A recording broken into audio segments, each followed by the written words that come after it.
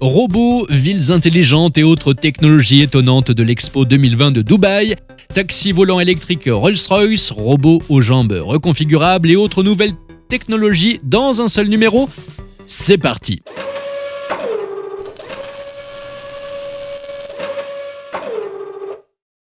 La plus grande exposition de technologie et de réalisation humaine, Expo 2020 Dubaï, touche à sa fin. Le nom de 2020 a été conservé depuis l'avant-dernière année, lorsque l'événement avait été annulé en raison de la pandémie.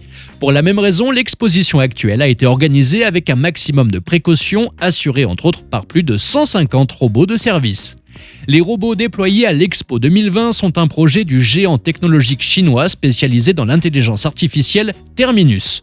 Ils sont tous composés de deux parties, la partie supérieure qui contient les dispositifs et la partie inférieure qui supporte le corps du robot. Pour ce cas, la partie supérieure est équipée de fonctions de base pour un usage général et de fonctions supplémentaires propres à chaque robot. Certains sont chargés de la désinfection, d'autres de la logistique, d'autres encore de la communication avec les visiteurs, etc. Par exemple, le robot Opti est une mascotte entièrement autonome qui s'appuie sur la technologie de l'intelligence artificielle. 50 robots incroyablement sympathiques ont été créés d'après les dessins de la direction de l'exposition en 6 mois seulement. Le petit robot maniable et sans danger pour l'homme peut fonctionner sur une seule charge pendant plus de 24 heures. Opti est conçu pour la communication et le divertissement. Ainsi, tout au long de l'exposition, les petits robots orange ont organisé des danses de groupe et des flash mobs, y compris un spectacle pour Halloween. La livraison de nourriture et de boissons à l'Expo 2020 de Dubaï a été confiée aux Talabots. C'est le résultat de l'intégration du service de livraison de nourriture le plus populaire de la ville, Talabat, avec le groupe Terminus. Sur le site web Talabat, vous pouvez commander des plats de votre restaurant préféré en précisant votre localisation. Et pendant leur temps libre, les robots livrent gratuitement de l'eau et des glaçons. Il y avait également des agents de sécurité parmi les robots. Des robots patrouilleurs étaient chargés de la sécurité de la zone d'exposition et d'une station de métro spéciale Expo 2020. Ils sont équipés de caméras HD pour la reconnaissance des visages, de caméras thermiques et d'un bouton SOS. Ils rappelaient également aux visiteurs de respecter les protocoles de sécurité adoptés en raison de la difficile situation épidémique. D'autres robots de livraison plus polyvalents ont effectué des tâches telles que la distribution de cartes et de brochures d'exposition, de collations gratuites et d'eau, ainsi qu'informer les visiteurs en répondant vocalement aux questions posées. Et bien sûr, aucun événement high-tech ne peut se passer d'un robot barista préparant du café pour les visiteurs. Tous les robots sont résistants aux intempéries et peuvent fonctionner à des températures allant de moins 10 degrés à plus 55. Lorsque leur batterie est épuisée, ils retournent à la borne de recharge, se mettent à quai de manière autonome et se rechargent sans intervention humaine. Les machines dotées d'une intelligence artificielle peuvent ainsi fonctionner 24 heures sur 24 sans assistance ni supervision humaine. Le groupe Terminus a également signé un bail à long terme pour District 2020, la ville intelligente du futur située à Expo 2020. L'entreprise y établira un centre de recherche et d'innovation et ouvrira son premier siège international hors d'Asie. Terminus modernisera le matériel de la ville, l'équipera de nouveaux logiciels et y développera sa technologie AIoT, Artificial Intelligence of Things ou Intelligence artificielle des objets, nom donné en référence au concept d'Internet des objets. Les pavillons de l'exposition ont également surpris. Par exemple, au pavillon de la Russie, dont le thème était l'esprit créatif, on pouvait voir un cerveau géant symbolisant le phénomène le plus complexe de l'univers, permettant de faire des découvertes. Le pavillon de l'Allemagne présentait un orchestre de robots jouant du Beethoven.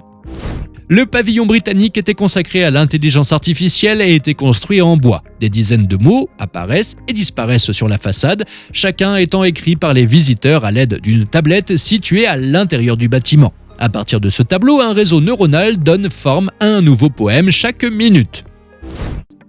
Les robots de service humanoïdes Panda et Walker d'Uptech constituaient la principale décoration du pavillon chinois. Ils ont interagi avec les visiteurs, leur ont parlé du pavillon et des réalisations de la Chine dans le domaine des villes intelligentes, de l'espace et de l'agriculture, ont effectué des visites guidées, pris des photos communes avec eux et se sont tout simplement amusés. Les robots sont construits sur une plateforme commune. Ils ont 41 articulations, peuvent marcher et faire de la gymnastique, faire de la calligraphie et interagir avec les gens. La solution MindSphere Smart City a été présentée à l'exposition, conçue pour numériquement optimiser l'Expo 2020, améliorer l'expérience des visiteurs et réduire la consommation d'énergie et d'eau pendant les 6 mois de l'événement grâce à l'introduction d'un Internet industriel des objets. La solution a été développée spécifiquement pour l'exposition par Siemens. Au départ, MindSphere Smart City travaillait dans 2 domaines, la surveillance de l'environnement et l'irrigation, pour irriguer entièrement les arbres tout en faisant un usage optimal de l'eau et de l'énergie. Aujourd'hui, plus de 200 000 capteurs sont connectés à l'infrastructure numérique. Plus de 130 bâtiments sur une superficie de plus de 4 km² sont interconnectés via l'Internet des objets IDEO. Des centaines de milliers de capteurs communiquent avec la plateforme centrale de l'IDEO par le biais de sous-systèmes. Les organisateurs de l'exposition font remarquer que les projets mis en œuvre ici peuvent devenir un modèle pour les villes intelligentes du monde entier. Les visiteurs de l'expo ont eu la possibilité d'essayer la capsule Hyperloop. À l'avenir, elle permettra aux passagers de se rendre de Dubaï à Abu Dhabi en couvrant une distance d'environ 140 km en seulement 12 minutes. Il est annoncé que ce projet sera mis en œuvre en 2030. Le transport futuriste a été présenté à l'exposition par Virgin Hyperloop. Outre le compartiment passager, le pavillon Flow de DP World a également présenté un conteneur de marchandises de 10 mètres. Les 2 capsules peuvent voyager à une vitesse de 1080 à 1200 km/h grâce à une propulsion électrique respectueuse de l'environnement et à la lévitation électromagnétique. Selon WAM, l'Hyperloop pourra transporter environ 3400 personnes par heure, soit 128 000 personnes par jour ou 24 millions de personnes par an. À l'expo, le pavillon de la Dubai Islamic Bank a présenté la solution Smart Mirror, un dispositif intelligent de forme rectangulaire aussi grand qu'une personne. En se tenant devant lui, on peut voir en quelques secondes toutes ses informations bancaires personnelles. Quels comptes sont ouverts et sous quelles conditions, quel crédit on possède, combien de cartes on a, de quel type et encore d'autres informations. Le client est reconnu grâce à la technologie biométrique, par son visage ou ses empreintes digitales. Selon les propriétaires du pavillon, d'ici 2050, les clients ne feront pas confiance aux banques uniquement pour leurs données financières. Par exemple, le miroir intelligent évaluera l'état de santé, la forme physique et l'attitude à l'égard de l'environnement et encouragera les clients de la banque à adopter un mode de vie sain ou à prendre soin de l'environnement en leur proposant des points, des offres et des bonus spéciaux. De nombreux pavillons de l'expo présentent des solutions pour le jardinage urbain et les fermes verticales.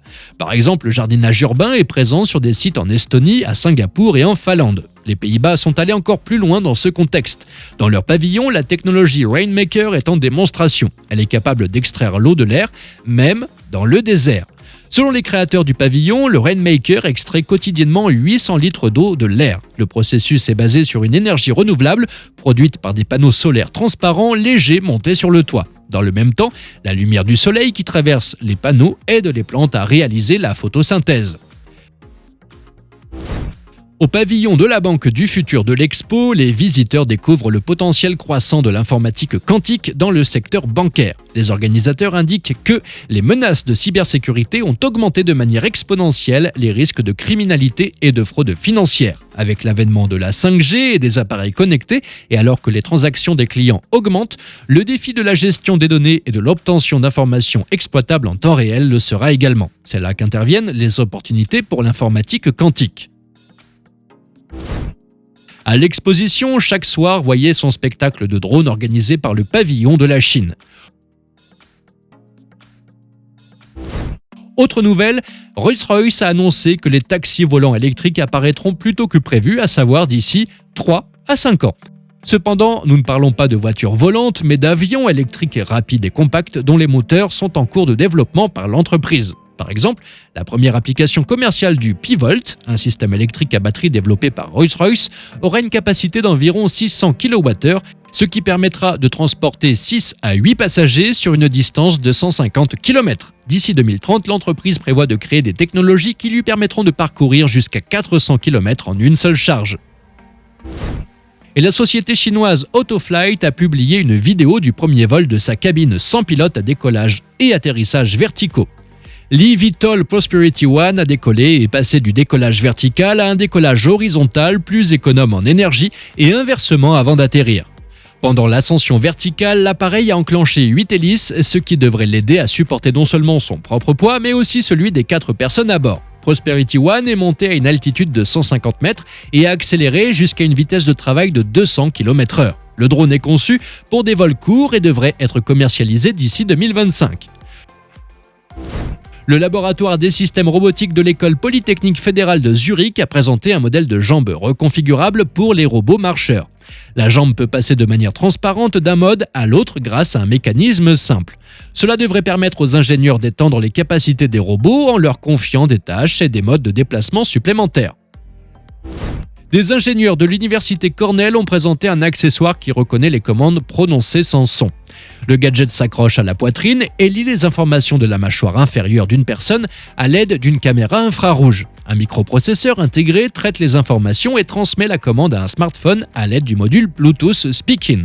Les chercheurs ont souligné que la caméra ne voit que le menton, ce qui préserve la vie privée de l'utilisateur. Le dispositif est conçu pour être utilisé dans des lieux bondés lorsque donner des ordres par la voix n'est pas tout à fait pratique.